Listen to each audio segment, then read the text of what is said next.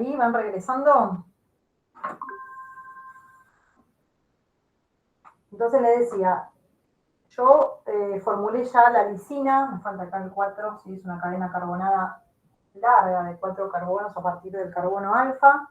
Y por último tiene un grupo amino extra, además del grupo amino del carbono alfa. Por lo tanto, lo podemos clasificar a la lisina como un aminoácido básico. Bien, yo me la imaginé a un pH muy bajito, por ejemplo un pH de 1, entonces le puse todos los protones que puede la lisina aceptar. Por lo tanto, la carga neta en esa situación imaginaria, pH 1, ¿cuál será?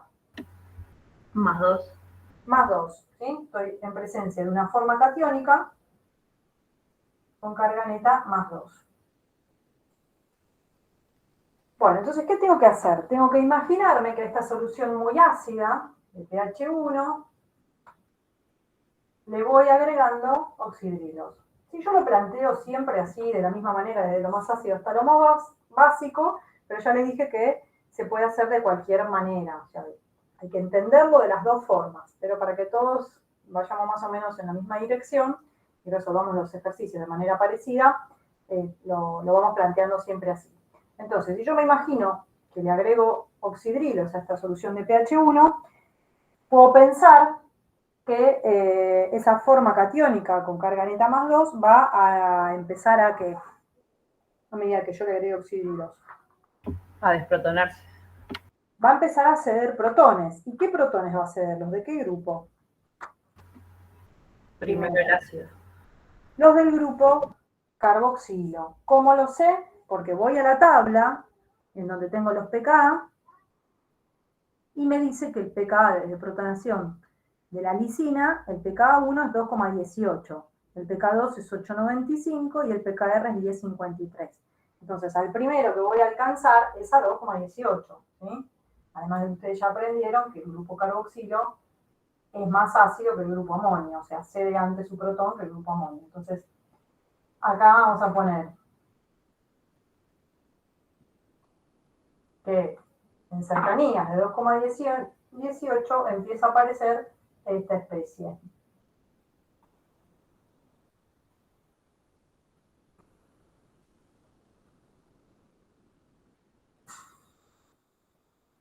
Esta especie que, ¿cómo se llama y qué carga tiene? Más 1. Tiene una carga neta más 1 y por lo tanto se llama forma catiónica igual que la anterior, ¿no? Pero esta es forma catiónica más 1 y la otra era forma catiónica más 2. Sigo agregando oxidrilos. El pH va a ir aumentando hasta que me acerque al pH de desprotonación del grupo amonio del carbono alfa, ¿sí? Porque ese es el que tiene un pKa de desprotonación de 8,95.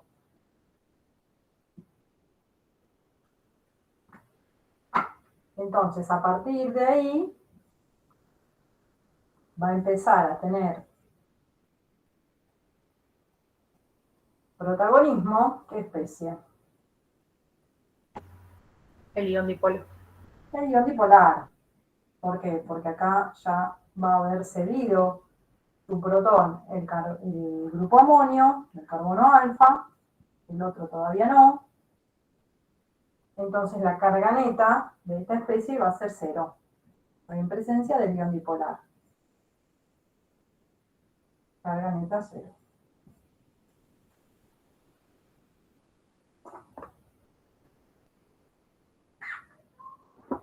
Y por último, me queda un protón más por ceder, ¿sí? O sea que la lisina también va a tener un tercer equilibrio, así como lo tenía el ácido aspartico. En este caso, porque si yo sigo agregando oxidrilo, sigo aumentando el pH, tengo la posibilidad de ceder el protón del grupo amonio de la cadena lateral, ¿sí? El grupo amonio del resto de la red.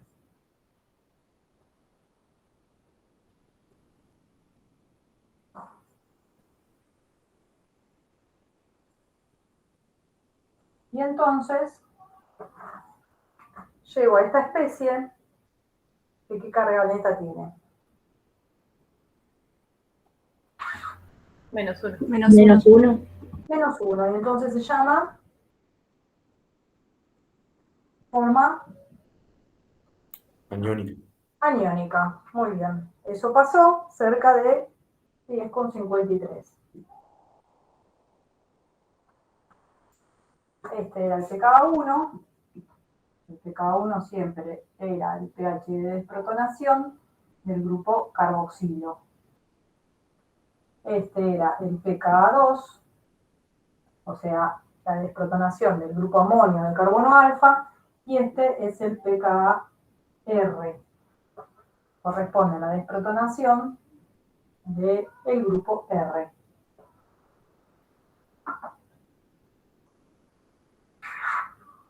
Les decía, estos mismos equilibrios los pueden pensar a la inversa. O sea, desde un pH muy básico, como 14, voy bajando el pH agregándole protones. Le agrego protones, entonces esta especie va a captar protones. ¿Dónde va a captar? Y bueno, en el grupo más básico que tenga. El grupo más básico que tiene es el grupo amino del R. Y se va a transformar en esto. Si le agrego más protones, esta especie de ion dipolar va a captar esos protones en el grupo más básico que tenga. ¿Cuál es? El grupo amino del carbono alfa. Y se va a transformar en esto. Y si le sigo agregando protones, esta especie de la forma catiónica va a captar protones en el único grupo básico que le queda, que es la base conjugada del ácido carboxílico, o sea, en el carboxilato. Y se va a transformar en esta especie. Muy bien. Y acá teníamos que calcular el punto isoeléctrico. Entonces, recordemos que el punto isoeléctrico se calculaba promediando los pKa que me dejan en el medio al ion dipolar. Por eso hicimos todo esto. Entonces, cuando hago todo esto, digo, bueno, ¿dónde está el ion dipolar? Acá. ¿Qué pKa me lo dejan en el medio? Este y este. ¿Sí? Entonces, ¿cómo lo calculo? En este caso, el punto isoeléctrico se calcula haciendo pKa2 más pKr dividido 2. Eso es tanto como 8,95 más 10,53 dividido 2. ¿Y eso qué le dio? 9,74. 9,64. 74. 74. 9,74. Bien. Entonces, fíjense, el punto isoeléctrico de un aminoácido básico como la lisina está dentro de los pHs básicos. ¿Sí? Muy bien. ¿Les había quedado así? Sí. Sí, sí. ¿Tienen dudas, chicos? Porque no me están preguntando mucho. Sé que hay varios que me siguen y van contestando, que eso es positivo, pero el resto, ¿va entendiendo? A mí no me había quedado así, o sea, no sé, cuando lo explicó lo entendí lo más bien. Ahora, cuando lo quise hacer yo con la lisina, no sabía a qué tenía que sacarle los protones primero, a qué se lo tenía que agregar, o sea, me re perdí. Y ahora que lo explicó, lo volví a entender de nuevo. Lo debiste entender. Entonces, repito eso que por ahí es lo que más les cuesta. Los grupos que pierden los protones, y estamos pensando que vamos del ácido al básico, ¿no? En el orden que hacemos siempre. Los grupos que pierden los protones, el orden en el que se pierden los protones nos los da el dato del pKa. ¿Sí? Si uno mira la tabla y se fija en el pKa, los pKa están ordenados, o sea, tienen un número que tiene que ver con el pH. Entonces, si yo me estoy imaginando un pH de 1 y estoy agregando oxidrilos, el pH va a subir, sí o sí. Entonces, a medida que sube, yo me voy a encontrar primero con un pKa. ¿Con cuál me voy a encontrar? Y primero me voy a encontrar con el pKa más bajo. ¿Sí? Y si yo sé a qué corresponde, a qué grupo corresponde ese pKa, sé qué desprotonar. ¿Y cómo sé a qué grupo corresponde? Porque yo ya les expliqué y lo dice en la tabla, que el pK1 siempre corresponde a la desprotonación del carboxilo del carbono alfa. ¿Sí? El pK2 siempre corresponde al grupo amino o amonio del carbono alfa, ¿sí? Y el pKr corresponde al del grupo R. Los grupos R son o básicos o ácidos, no van a tener los dos. Entonces, ahí, según el numerito que tenga el pKr, puede quedar entre medio del pK1 y el pK2 o por encima del pK2, bueno, eso lo verán. ¿Está? ¿Estamos Sí, mejor, profe. ven? Bueno, igual ya les digo, esto lleva mucho ejercicio. Bueno, dale José, tranqui. Claro, más chico se desprotona primero, siempre que lo estemos pensando desde lo más ácido a lo más básico. Y aparte estamos diciendo se desprotona, ¿sí? Siempre el más chico se desprotona primero. Yo quiero pensar al revés, el pK más grande me dice qué grupo se protona primero, pensándolo desde lo más básico a lo más ácido. ¿Sí? Después vamos a ver unas curvas y con eso yo creo que lo van a terminar de cazar. Bueno, de nada. Bueno, entonces, ya sacamos el punto isoeléctrico. Ahora, hay una pregunta en el ejercicio 6 de la guía que dice, ¿qué sucederá en una electroforesis de alanina, lisina y ácido aspartico en solución buffer de pH 7? ¿Qué sucederá si la electroforesis se repite a pH 10? Bueno, lo podemos hacer porque son justo los tres aminoácidos con los que trabajamos, ¿no? La alanina hice primero, ejemplo, el punto isoeléctrico 6, ¿era? Sí. Bueno, entonces, el asunto es el siguiente. Dice, ¿qué sucederá en el caso de lo que era la electroforesis? ¿Se lo acuerdan? ¿Qué ejercicio es? El 6. Gracias. De nada. ¿Se acuerdan lo que era una electroforesis? Sí, con Y la el corrida punto del eléctrico. compuesto en un campo eléctrico. Claro. Era una técnica que servía para separar sustancias que estaban cargadas unas de otras, separarlas unas de otras, a través de la acción de un campo eléctrico. Entonces se sometían a un campo eléctrico en un polo positivo, un polo negativo, y la diferente carga de las sustancias que tenían que separar hacía que se pudieran o no separar. Entonces, acá nos preguntan, ¿qué sucederá en una electroforesis de alanina, lisina y ácido aspartico en una solución buffer de pH 7? ¿No? Nos preguntan a pH 7. Lo que nos están preguntando es si esos aminoácidos se van a separar o no. ¿Y de qué va a depender que esos aminoácidos se separen o no? Si son neutros, ácidos o básicos. Sí, en realidad va a depender de la carga que tengan a este pH, el pH que nos están preguntando, de la carga que tengan a ese pH, si esa carga va a ser distinta o no. Si la carga es distinta, se van a separar. Si la carga es la misma, no se van a separar. Entonces, ¿y el pH 7 no es de carga cero? no No, necesariamente. bueno. ¿Por qué? Porque la carga del aminoácido la va a determinar su punto isoeléctrico y el pH del medio. ¿Por qué? A ver.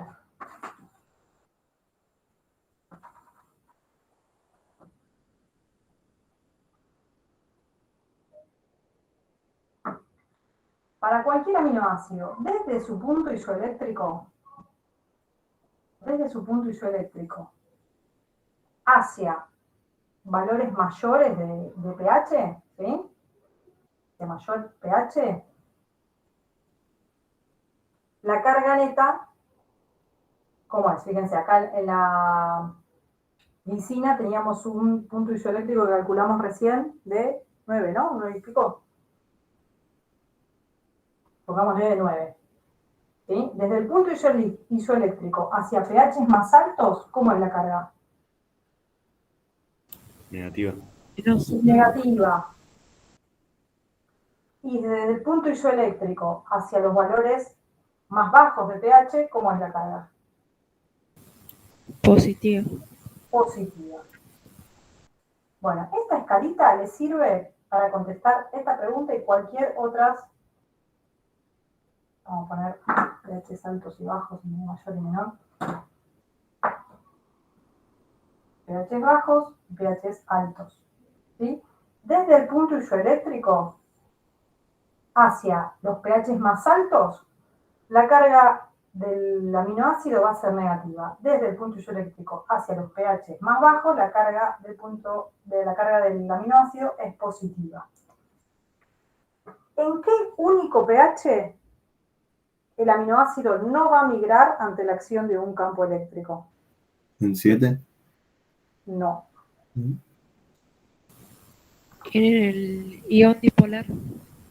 Claro. ¿Y cómo se llama el punto isoeléctrico? Como punto isoeléctrico. ¿Qué dije? ¿Qué dije?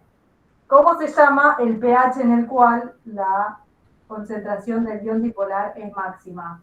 Punto isoeléctrico. Punto isoeléctrico, ¿sí? Te lo dije yo.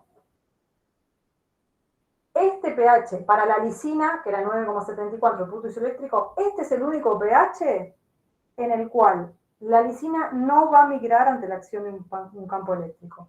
De acá para arriba, ¿sí? O sea, en pH 10, 11, 12, 13, 14, migra hacia el polo positivo, porque va a tener carga negativa. ¿Sí?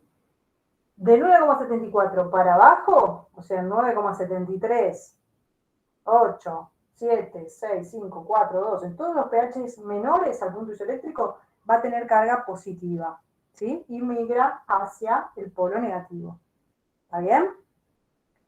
Entonces, esto es lo que se tienen que preguntar cuando ustedes cuando tienen que resolver un problema de migración de aminoácidos según el pH. Entonces, a pH 7, vamos a poner acá el recordatorio de los puntos isoeléctricos. Este era el de la lisina, ¿sí? Vamos a anotar acá arriba, el de la alanina era 6. Y el del ácido aspartico, ¿cuánto era? 4 y algo, 3 y algo. 2,95. 2,95. ¿Sí? Estos son los puntos isoeléctricos. Ahora, si yo pienso la electroforesis a pH 7, ¿sí? La alanina, ¿qué carga va a tener a pH 7? Negativa. Negativa. Entonces la alanina, negativa. Esto es a pH 7.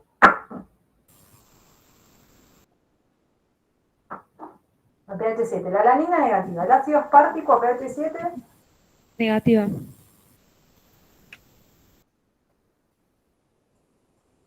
y la lisina, Positiva. positiva. ¿Lo entendieron? ¿O solo la alumna que me está contestando lo entendió? ¿Se entendió? Sí, profe, se entendió. ¿Se entendió? O sea, el punto isoeléctrico es un quiebre a partir del cual, en pH por encima del mismo, los aminoácidos tienen carga negativa. Y por debajo del mismo, los aminoácidos tienen carga positiva. ¿Sí?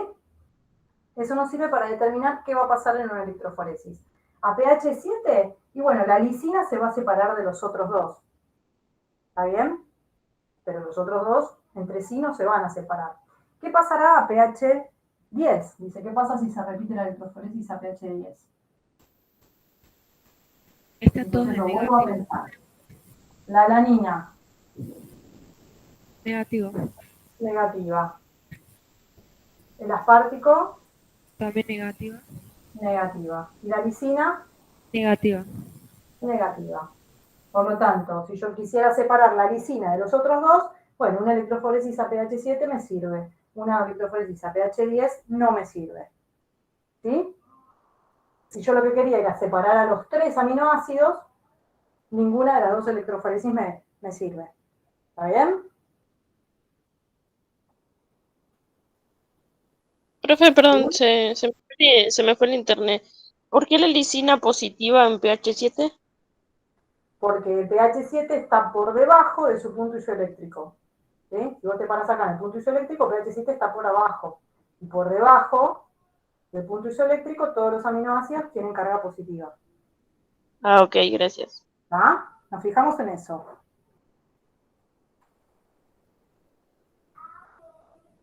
Si la electroforesis fuera a pH 6,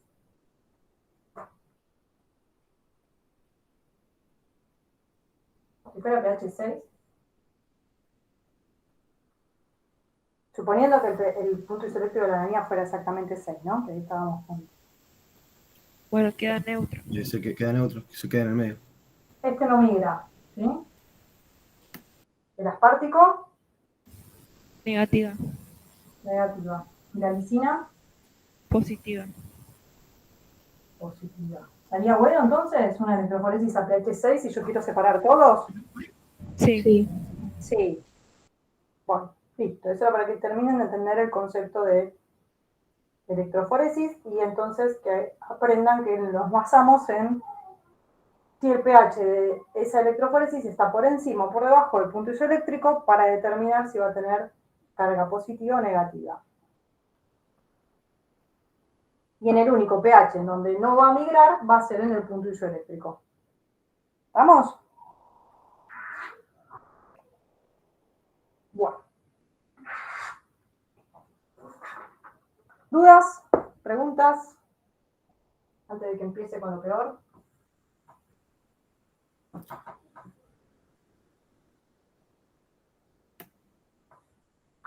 ¿No?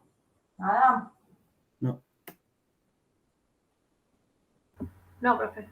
Bueno. Profe, perdón, le aviso que yo -4 me voy porque tengo que ir a trabajar. Bueno, Carla, gracias por avisar. Vaya tranquila. Ropa liviana. Es un calor increíble.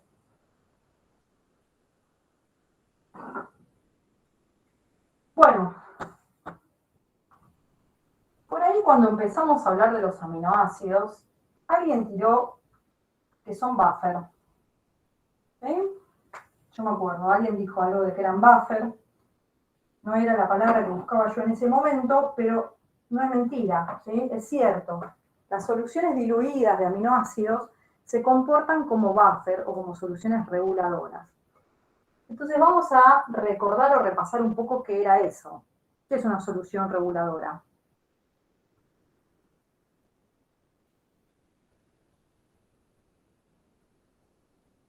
¿Una solución reguladora de pH o una solución buffer? ¿Alguien sabe lo que es? ¿No es la que estabiliza el pH? Sí, estabiliza el pH. Podríamos decir que es una solución que amortigua los cambios de pH ante el agregado de pequeñas cantidades de ácido o de base. ¿Qué quiere decir? Si yo a un vaso con agua, un vaso precipitado con agua, le agrego unas gotitas de ácido clorhídrico, el pH, ¿qué le va a pasar? Va a disminuir. Disminuye drásticamente, ¿sí? Disminuye mucho. A pesar de que yo le agrego unas gotitas, el pH va a disminuir muchísimo porque ese ácido se disocia completamente y entonces empieza a haber mucha cantidad de protones en el medio. Baja el pH, mucho. Si yo le agrego esas mismas gotitas a una solución buffer o amortiguadora, el pH va a bajar, pero va a bajar muy poquitito, ¿sí? Mínimamente. ¿Por qué? Porque esa solución es capaz de amortiguar esos cambios de pH. ¿Y cómo lo hace? Bueno, el cómo lo hace, ese secreto está en su composición. Una solución buffer se compone, bien, de un ácido débil y la sal de su base conjugada en cantidades similares, ¿sí? Cantidades parejas de un ácido débil y la sal de su base conjugada. O bien, una base débil y la sal de su ácido conjugado. Esa es la definición, ¿no? Ahora vamos a ir con ejemplos y vamos a ir a analizar un poquito lo que acabo de decir. Perdón, profe, ¿la última? Sí, repito, un buffer se compone de un ácido débil y la sal de su base conjugada en proporciones parejas, ¿sí? más o menos la misma cantidad de uno que de otro. O una base débil y la sal de su ácido conjugado. ¿Sí? Ahora vamos a ver por qué.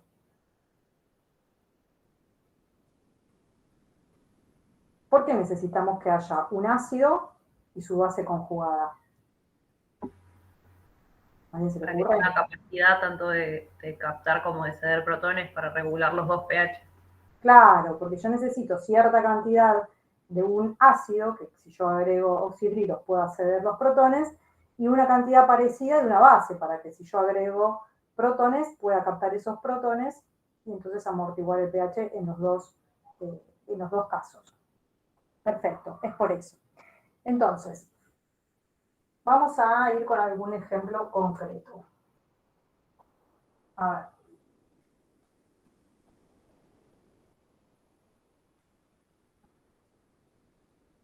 Bien, ¿conocen a este?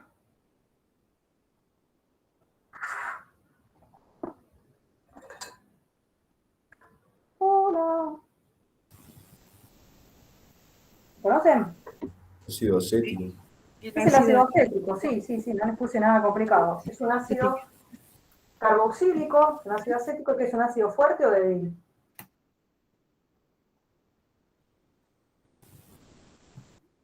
Débil. Es un ácido débil, quiere decir que parte de ese ácido se queda como está, ¿sí? La mayor parte se queda como está, por eso no es un equilibrio. Voy a ponerlo desplazado hacia este lado, y parte de ese ácido se va a desprotonar, ¿sí? Eso es un ácido débil. Cuando se desprotona, ¿qué se genera? Agua. Agua. Agua si yo lo hago desprotonar con una base, ¿no? Si yo le pongo un Uranio. desprotona, pero si está en agua, solamente en agua, ¿no? Vamos a poner acá. Si está en agua y se desprotona, lo que va a generar son iones hidronio Y su base conjugada. y a partir de él, ¿qué se genera? La base conjugada. La base conjugada. Muy bien. Entonces yo les digo que un buffer se compone de un ácido débil, ¿podría ser este? Un Sí. ácido débil. Sí, es un ácido débil, lo dijimos recién. ¿Y cuál sería la sal de la base conjugada de ese ácido débil? Empecemos por cuál sería la base conjugada.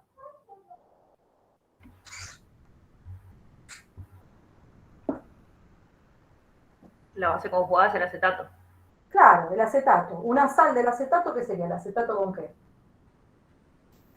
Con sodio, por Sodio, por ejemplo. ejemplo. O amonio. Sodio, por ejemplo. Acetato de sodio es una sal de la base conjugada del ácido acético. Perfecto. Pero ¿qué pasa si yo pongo acetato de sodio en agua? ¿Me va a quedar así? ¿Qué pasa con esto en agua? Con cualquier sal en agua. Se disocia. Se disocia completamente, ¿sí? Va a generar más acetato, ¿sí? Y sodio. ¿Vamos? ¿Hasta ahí? Pero este sí se disocia completamente. O sea que llega un momento que de esto no tiene sentido ni que lo ponga. Voy a tener solamente, en ese vaso precipitado, acetato y sodio. ¿Bien? ¿Ahí vamos? Esto Sí. va a que en realidad yo puedo, para analizar el equilibrio que hay en una solución buffer, esto lo puedo borrar, ¿sí? Porque el sodio no me interesa porque no va a intervenir en lo que es el pH. Esto, ¿sí? Lo puedo sumar este con este.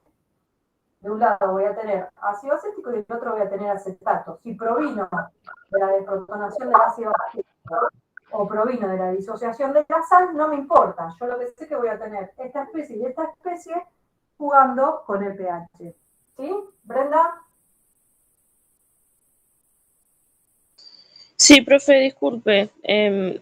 ¿De qué están hablando? Porque recién no sé, se rompió el audio del celular nuevo encima que compré y me Sí. puse ahora con el viejo. No escuchaste nada. No escuché nada. Bueno, estamos hablando de cómo funcionan los buffers. ¿Llegaste a escuchar cuando dije cómo estaban compuestos los buffers? No llegué. No estaba intentando arreglar el audio y no pude. Bueno, los buffers son soluciones amortiguadoras de pH. O sea, tratan de, ante el agregado de pequeñas cantidades de ácido o de base, hacer que el pH no varíe demasiado. ¿Cómo lo logran? A través de su composición. Están compuestos por un ácido débil, ¿sí? Y la sal de su base conjugada. Entonces, acá estábamos poniendo un ejemplo de un ácido débil, como es el ácido acético, ¿sí?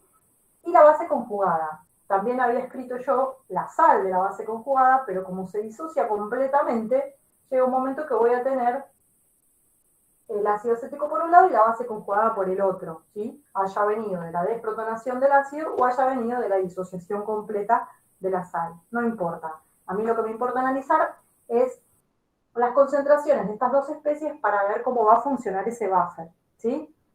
Quiere decir que si yo agrego protones a esta solución, ¿qué va a pasar? ¿Hacia dónde se va a desplazar este equilibrio?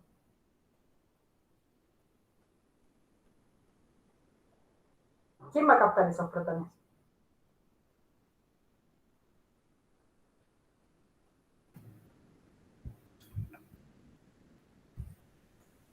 A ver, estamos diciendo que es una solución buffer, amortigua los cambios de pH. ¿Qué cambio de pH puede ser? Y que le agregue protones o que le agregue oxidrilos.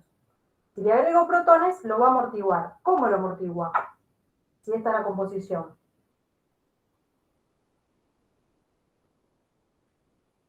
La base conjugada capta ese protón y ¿en qué se transforma?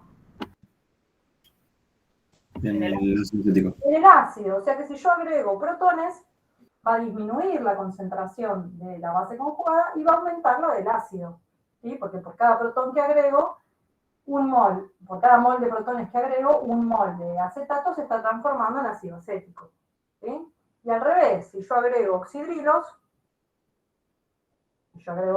a la solución, ¿qué va a pasar?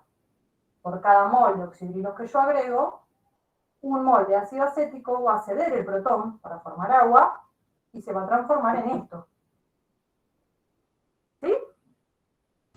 ¿Entienden? Sí. De esa manera amortigua el pH una solución buffer, jugando entre estas dos especies. ¿Ahí vamos? ¿Sí? Sí. Bueno. Esto lo podríamos llamar de una manera genérica, porque ahora voy a usar una fórmula si no quiero escribir tanto. A esto lo podríamos llamar HA, en representación de cualquier ácido débil con su protón. ¿Sí? A esto lo podríamos llamar A con un signo menos, en representación de cualquier base conjugada. ¿Me siguen ahí? Si lo llamo así. ¿Sí? Sí. Bueno. Y este equilibrio, así como veníamos estudiando para los aminoácidos, también va a tener una constante. ¿Sí? Es la constante del ácido. Esto ya lo estudiaron cuando vieron ácidos carboxílicos, ¿o no? ¿Sí o no? Sí. Bueno, ¿y cómo se calculaba esa constante de acidez? Ya me lo dijeron hace un rato. La concentración de la base conjugada sobre reactivos por la concentración de hidronios dividido la concentración del ácido sin disociar en el equilibrio. ¿Sí? Todo esto en el equilibrio.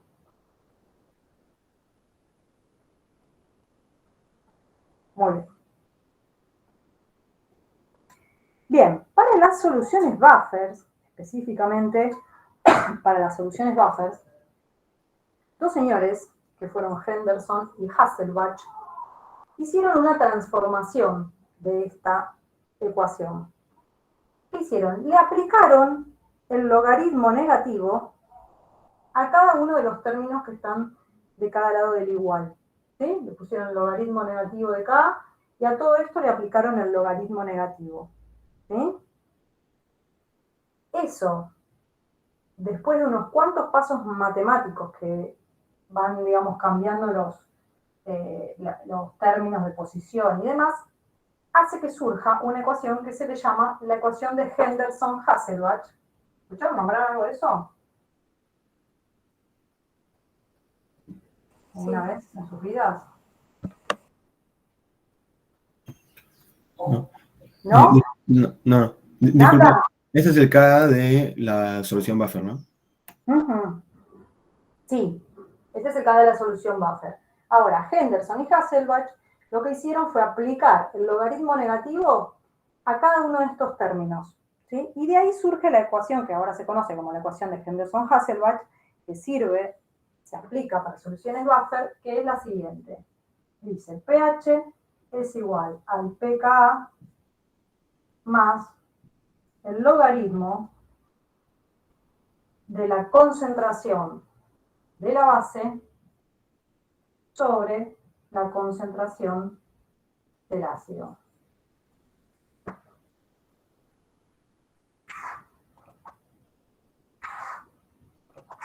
Créanme que esta ecuación sale de que a esta se le aplica el menos logaritmo. ¿Sí? Si tuviéramos tiempo de hablar de matemática, yo podría explicarles todos los pasos que transformaron esto, aplicándole el logaritmo negativo, en esto. Pero como tenemos que aprender mucho de química y no tenemos tiempo, lo dejamos ahí. Si le interesa, lo puede buscar en un libro de química general, está seguro explicado cómo llegaron Henderson y Hasselbalch a esta ecuación. Pero nosotros, más allá de que no estudiemos cómo se llegó específicamente, nos sirve, nos permite pensar en cosas que tienen que ver con los buffer y con, ahora específicamente aplicado a los aminoácidos, nos interesa para nuestra carrera, ¿no? Para lo que es medicina veterinaria. Bien, entonces la tienen que conocer. Y acá vamos a estudiar algunas cosas que tienen que ver con los aminoácidos. ¿Por qué? Porque yo les decía, los aminoácidos se comportan como buffer en soluciones diluidas, pero cuando les di la definición de buffer, les dije que tenían que estar formados, por ejemplo, por un ácido débil y la base conjugada de ese ácido débil, en concentraciones parecidas, ¿sí? Entonces de eso de esta fórmula, vamos a sacar algunos datos.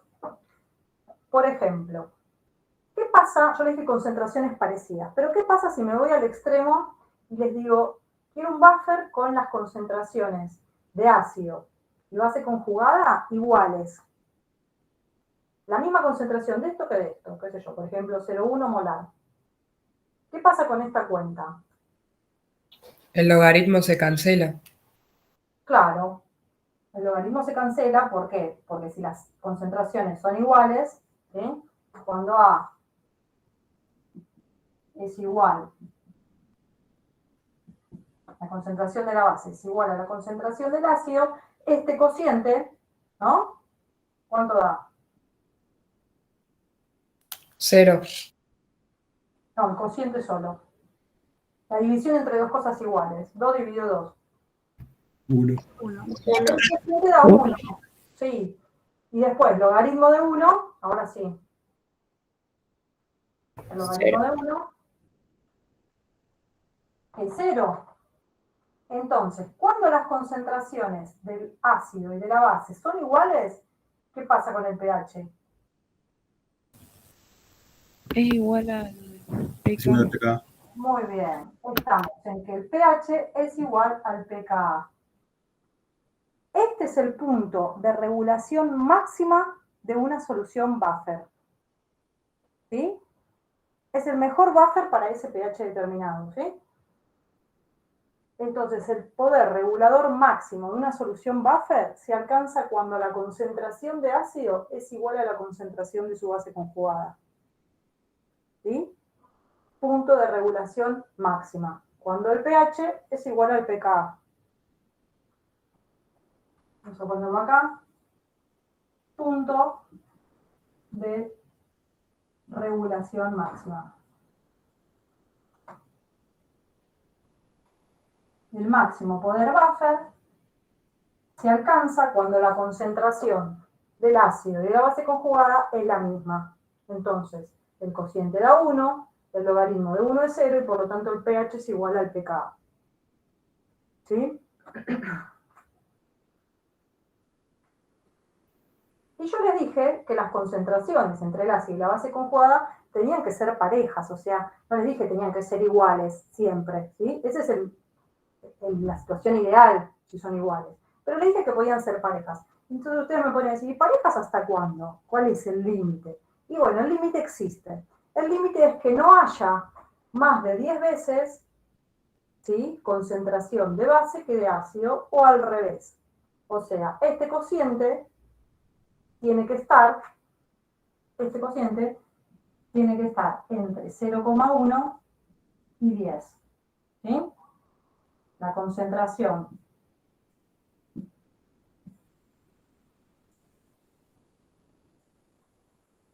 el cociente entre la concentración de la base conjugada y el ácido, ¿sí?, tiene que estar entre 0,1 y 10. ¿Por qué? Va a ser 0,1 cuando haya 10 veces más ácido que base, ¿sí? Por ejemplo, 1 dividido 10. Eso nos daría 0,1. Y este cociente va a dar 10 cuando haya 10 veces más concentración de base conjugada que de ácido, ¿sí? En el medio, en este rango, ¿sí?, es que ese buffer se va a comportar como buffer. O sea, antes, en la relación de concentraciones, la solución sirve como solución reguladora. Si nos vamos de este rango, si ya tengo 10 veces más base conjugada que ácido, o al revés, tengo 10 veces más ácido que base, ya la solución no va a regular el pH. ¿Sí? Ya no va a ser capaz de regular el pH. Entonces, cuando yo decía concentraciones parejas, me refería a esto. No más de 10 veces una que la otra. ¿Y qué pasa si la relación es 0,1? Si este cociente es 0,1, ¿cuánto da el logaritmo de 0,1?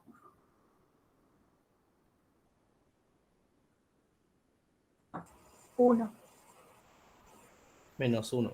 Menos 1, ¿sí? -1, profe. Si esta relación es 0,1, ¿sí?, el logaritmo de 0,1 da -1. ¿Sí? Entonces estaría ¿en qué situación? pH igual a qué? Al pKa -1. pKa menos 1. ¿Sí? Este es un límite del rango de relación de solución. ¿Qué pasa si la concentración de base es 10 veces mayor a la concentración de ácido? Perdón, profe, no sé si es a mí o se está viendo un poco mal. Sí, sí, No sí. sé. Sí, no se ve. No se ve, debe ser mi internet. Bueno, se los voy diciendo. Ahí me acerco un poco. ¿Qué se ve? ¿Como un poco nítido? Sí, como pixelado. Pixelado, igual, debe ser mi internet. No tengo mucho para ofrecerles más que decirles las cosas bien claras. Lo que estoy escribiendo acá. Bueno, acá me imaginé la situación en donde tengo 10 veces mayor concentración de ácido que de base conjugada. ¿Sí? Si fuera ese el caso, el cociente da 0,1. Si el cociente da 0,1, el logaritmo de 0,1 es -1, estoy en la situación en donde el pH es igual a pKa menos 1. ¿Sí? Y ese pH que nos dé de hacer pKa menos 1 es el límite inferior del rango de pHs en el que regula esa solución reguladora. Me voy al otro extremo, el extremo en donde tengo 10 veces más concentración de base conjugada que de ácido. ¿Sí? Cuando eso suceda, el cociente va a dar 10. Y ahora sí, el logaritmo de 10, ¿cuánto es? 1. 1 positivo. Entonces ahí estoy en la situación en donde el pH es igual a pKa más 1. ¿Sí? Estos son los límites de regulación de una solución buffer. O sea, una solución buffer va a ser capaz de regular los cambios de pH en este rango de pHs, desde pKa menos 1 a pKa más 1. ¿Sí? Por ejemplo, Nosotros estábamos hablando del ácido acético al principio. Estábamos hablando de un buffer formado por ácido acético y acetato de sodio. ¿Sí? Ese fue el primer ejemplo que puse. Yo les dije, tiene una constante de disociación. Les expliqué cómo se calculaba. También va a tener una pKa, que sale de ser el logaritmo negativo de la Ka. Bueno, la pKa del ácido acético es 4,75. ¿Sí? Entonces, ¿en qué rango de pH? ¿En qué rangos de pH puede regular una solución buffer formada por ácido acético y acetato de sodio?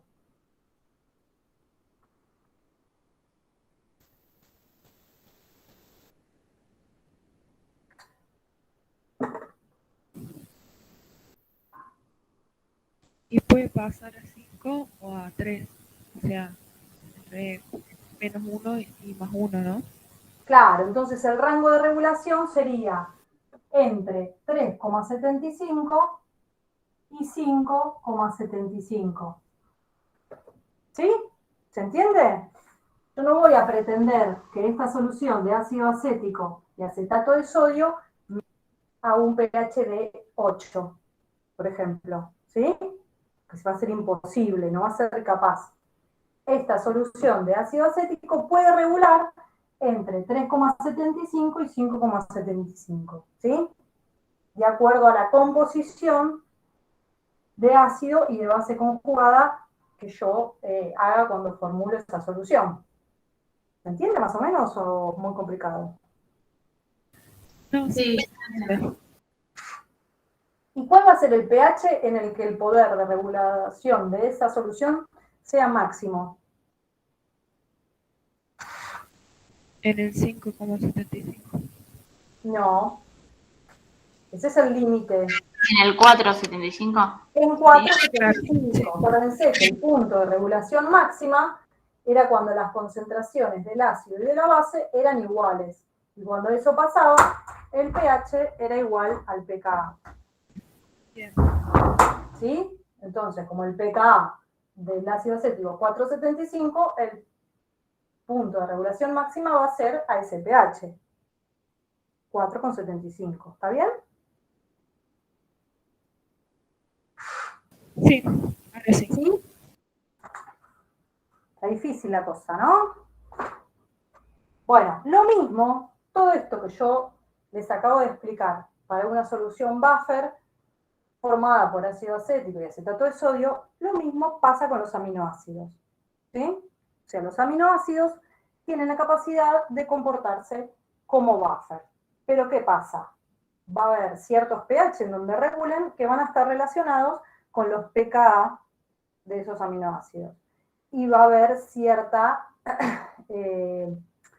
concentraciones entre las especies que van a estar también determinando los rangos de regulación. Entonces, ahora ya no tenemos tiempo de analizarlo con el tema de los aminoácidos, pero supongo que Romy va a continuar a partir de eso, y bueno, nosotros continuaremos el lunes también a partir de eso. Les hago nada más que una presentación chiquitita de cómo sería la analogía de esto con los aminoácidos, a ver si se dan cuenta.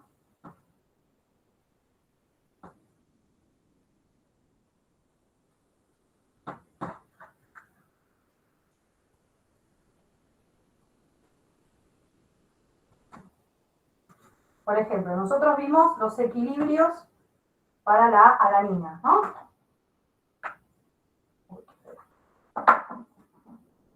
Sí.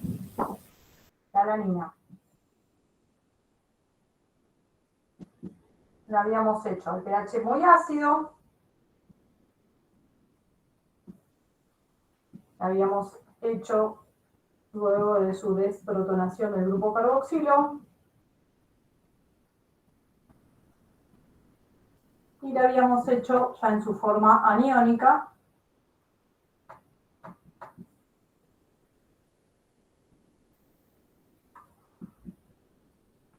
¿Sí? Con sus dos equilibrios. entre estas dos formas, ¿sí? Nosotros habíamos anotado acá un pKa, que ¿cuál era? El pKa, para pasar de acá a esto. ¿Cómo lo llamamos? pKa. 1, ¿sí? La desprotonación del carboxilo. Esto era creo que 2,34, pero si no, no importa, lo inventamos. Entonces, si yo quiero hacer un buffer, ¿sí? Yo quiero hacer un buffer con la alanina. ¿No tengo acá un ácido y una base conjugada? Sí, Sí, así es como los aminoácidos actúan como buffer. Cuando tengo en una solución cantidades parecidas de un ácido y su base conjugada. En este caso, el que se va a comportar como ácido es la forma catiónica. Y el que se va a comportar como base es la forma de ion dipolar. ¿Sí? Esta solución, ¿a qué pH tendrá su poder regulador máximo?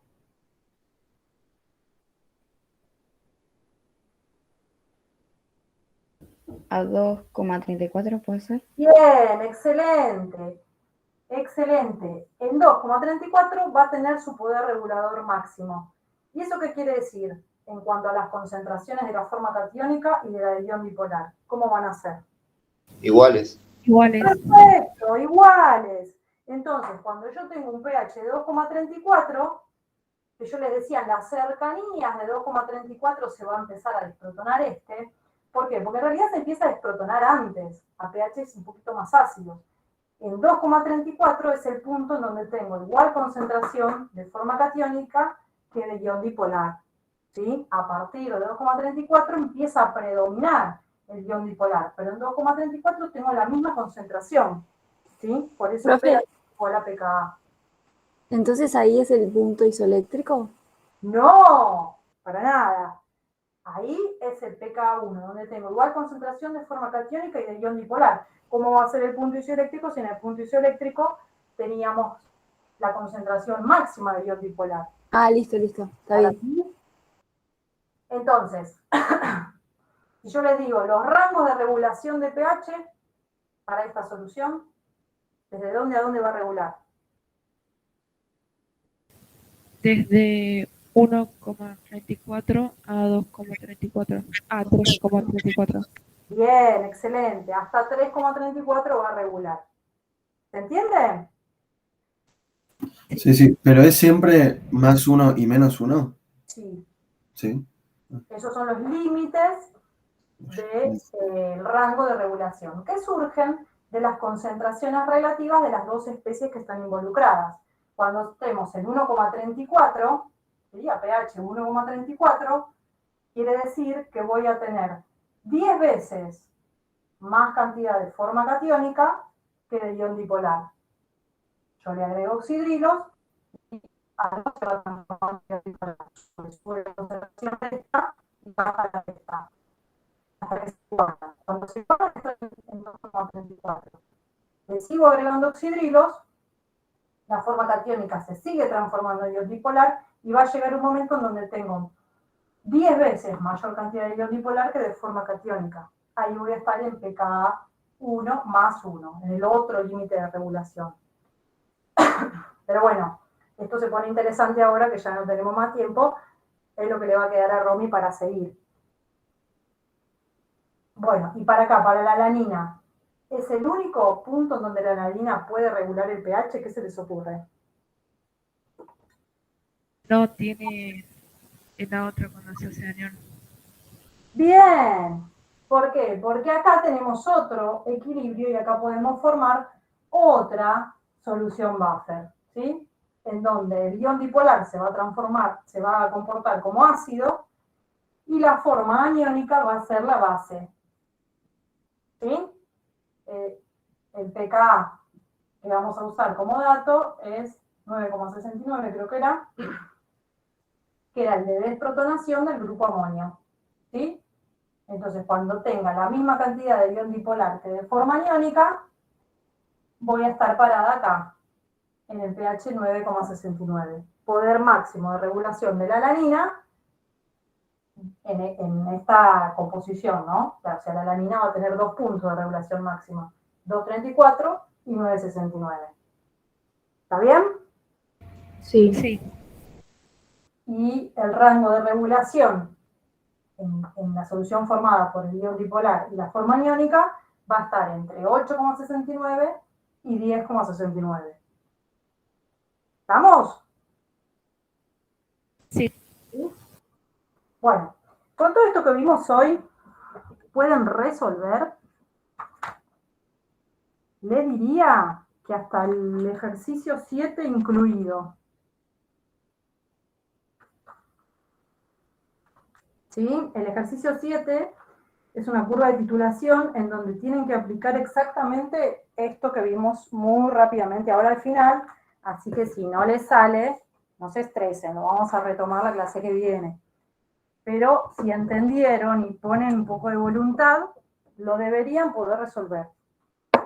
¿Sí? ¿Estamos? Sí. Sí. Bueno. Bueno, niños, Aldu, ¿algo que quieras vos decir?